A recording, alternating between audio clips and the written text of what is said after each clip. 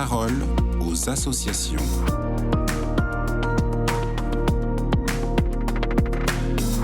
Grégoire François Dainville, vous êtes directeur général de la Fondation Le Jeune. L'année 2023 s'est terminée par une victoire majeure pour votre fondation. En effet, le 29 novembre dernier, le Conseil d'État a jugé que l'Agence de la biomédecine n'aurait pas dû autoriser un protocole de recherche sur l'embryon humain, car il contrevenait à l'interdit de créer des embryons transgéniques. En quoi consiste ce protocole de recherche ? Les faits remontent à l'année 2016.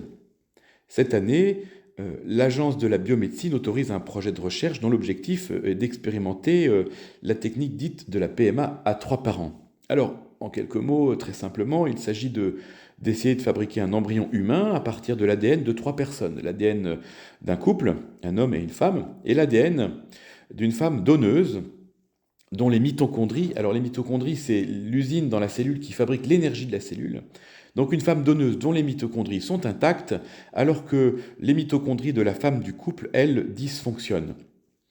L'objectif, il est d'éviter la transmission d'une maladie grave à la descendance, mais ce qui pourrait passer pour une intention louable consiste dans les faits à fabriquer un bébé génétiquement modifié.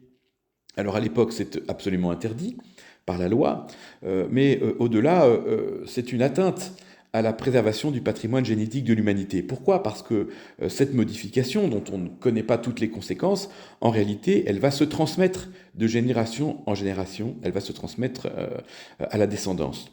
Alors, par cette décision, le Conseil d'État confirme que la technique utilisée dans cette recherche viole l'interdit du transgénique.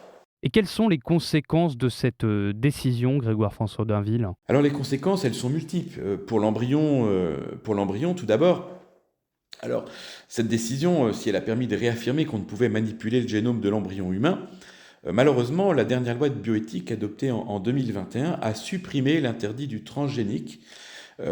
Pour autant, d'autres interdits demeurent, comme l'interdit du clonage ou l'interdit de fabriquer des embryons pour la recherche.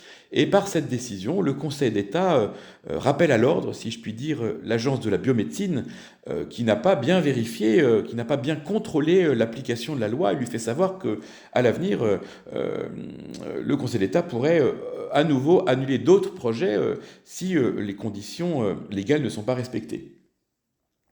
Alors il y a des conséquences aussi pour la Fondation, puisque en lui donnant raison, le Conseil d'État reconnaît son expertise et lui reconnaît le droit à agir devant les tribunaux pour défendre les droits de l'embryon qui est le plus petit de l'espèce humaine. Et d'ailleurs, il faut savoir que la Fondation Le Jeune est la seule institution aujourd'hui reconnue par le juge pour défendre l'embryon humain devant les tribunaux.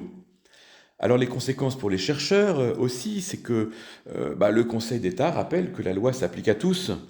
Et sur le point de ce projet qui a été annulé, eh bien, les chercheurs ne pourront ni publier leurs travaux, ni de ce fait utiliser les résultats de leurs recherches. Et puis, plus globalement, je crois que cette victoire rappelle qu'il est urgent d'agir contre l'absence de considération de l'embryon humain qui, petit à petit, est beaucoup moins protégé que l'animal, moins protégé que certaines mêmes espèces végétales. Je pense à l'interdiction des OGM. Alors vous l'avez vu, ces recherches, elles passent par la destruction d'embryons humains.